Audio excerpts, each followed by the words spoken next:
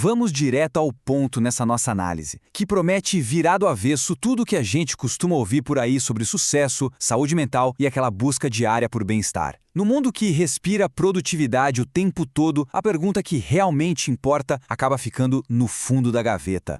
E o título da obra, Você Aguenta Ser Feliz? Funciona como um verdadeiro soco no estômago. Esse questionamento central, trazido pelo psiquiatra Dr. Arthur Guerra, obriga a gente a parar e refletir.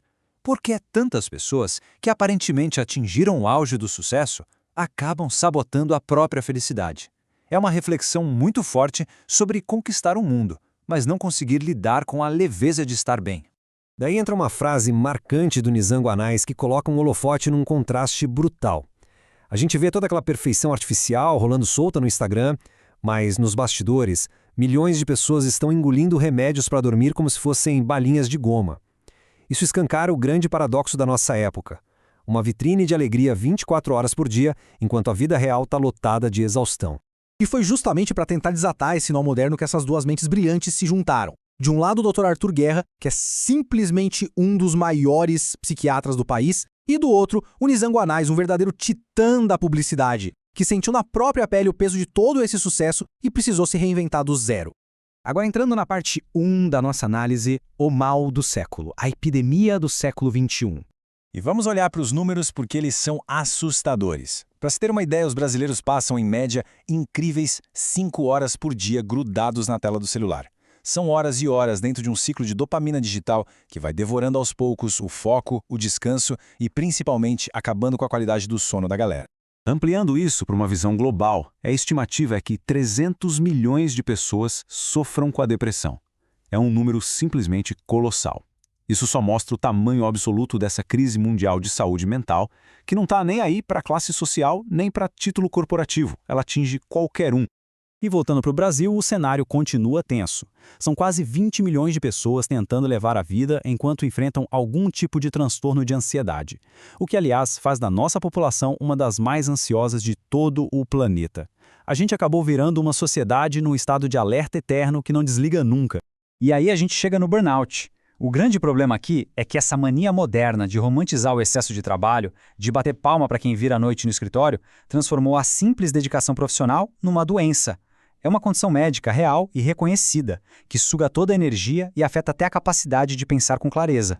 Para ilustrar o quão grave isso é, tem a história de uma alta executiva de marketing que simplesmente começou a esquecer informações super básicas no meio de reuniões importantes. Essa é a face real da exaustão crônica. Não é só o cansaço físico, é o cérebro literalmente entrando em curto-circuito pelo estresse. O que nos leva à parte 2 do nosso mergulho, o tabu da saúde mental, desestigmatizando o cuidado. A grande sacada aqui é mudar completamente a forma como a gente enxerga a mente. A gente precisa largar aquele modelo antigo que só foca na doença e passar a ter uma atitude mais proativa, focada no estilo de vida saudável. Saúde mental não é só não estar doente, é buscar ativamente o bem-estar todos os dias. É construir ferramentas para viver bem.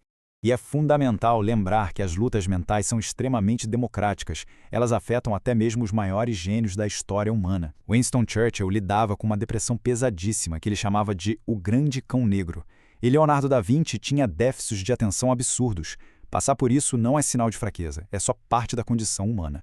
Mas o preconceito contra a psiquiatria ainda é tão enraizado que acaba criando umas situações bem curiosas. Tem o caso de um senhor que conseguiu largar o vício em jogos de azar por pura raiva, só porque alguém sugeriu que ele fosse num psiquiatra. É louco pensar como, às vezes, só o choque de ouvir a palavra tratamento já provoca uma mudança drástica na pessoa. Então vamos avançar para a parte 3, a psiquiatria do esporte, a famosa prescrição 5G. Nessa nova abordagem, o Dr. Arthur Guerra propõe uma mudança radical. Em vez de depender quase que totalmente de remédios para dormir e calmantes pesados, a ideia é trocar a farmácia pelo asfalto, pela academia, pelas pistas de corrida. O remédio continua lá para quando for realmente necessário, claro, mas o ator principal dessa história passa a ser o movimento do nosso próprio corpo. Porque olha só que incrível, o exercício físico intenso consegue entregar de um jeito totalmente natural exatamente aquele alívio químico que muita gente procura nas drogas ou no álcool.